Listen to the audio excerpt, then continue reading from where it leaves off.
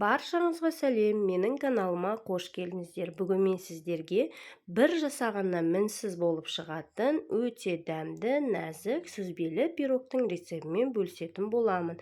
Міндетті түрде видеоны толық көріп, менің каналыма тіркелуді ұмытып кетпеңіздер. Рахмет.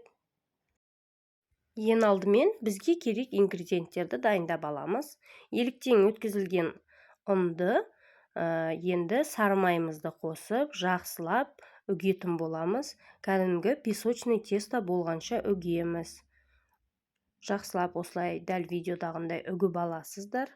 Мен сіздерге тағы бір нені айта кетейін. Тура осындай дәмді королевская ватрушка пирогының рецептімен де бөлсемін, оны подсказка бөліміне қойып кететін боламын. Міндетті түрде көріп, жасап көріңіздер. Міне осындай песочный тесто болып шықты.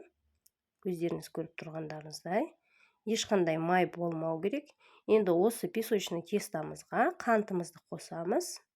Және қайтадан жақсылап тағы бір рет қолмен араластырып шығатын боламыз.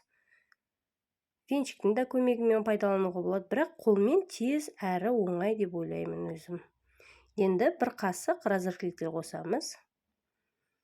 Және оны тағы да кішкене араластырып аламыз.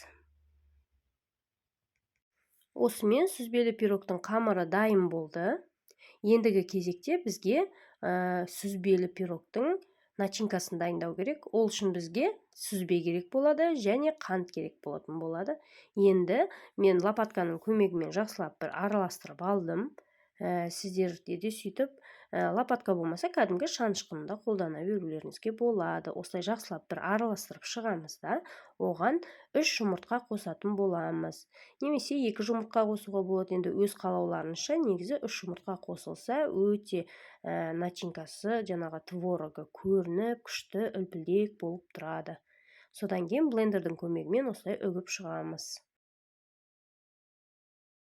24 диаметрлік формаға енді қамырымызды салатын боламыз. Кішкене бөлігін алып қаламыз. Ол бізге сүзбелі пирогтың начинкасын әсемдеуге керек болады. Үстіңгі жағына посыпка қылып себетін боламыз. Мен осындай кішкене бөлігін алып қалдым. Енді осы формадағы қамырды жайып шығамыз. Менің каналымда өте тәтті, дәмді, керемет пирогтардың рецепттері өте көп, сондықтан басқа да видеоларымды көруге кеңес беремін. Конечный заставка бөліміне қойып қоямын подсказка ретінде, міндетті түрде жасап көріңіздер.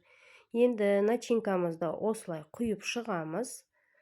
Және начинкамызды лопатканың көмегімен барлығын жайып шығатын боламыз. Мына шет-шеттеріне барлығына жайып шығамыз осылай. Өте нәзік сүзбелі пирог. Міндетті түрде жасап көріңіздер. Өте дәмді әрі пайдалы деп ойлаймын. Ендігі кезекте осы біздің жаңа қалдырған крошкамызды осылай бетіне посыпка қылдырып, осылай сеуіп шығатын боламыз.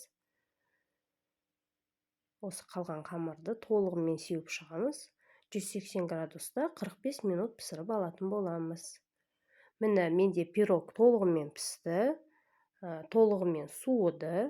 Өте дәмді, енді иісінің өзі, дәмінің өзі керемет. Міндетті түрде жасап көріңіздер. Сөзбен айтып жеткізу мүмкін емес. Өте нәзік, жұмсақ сүзбелі пирог. Жасап көріңіздер.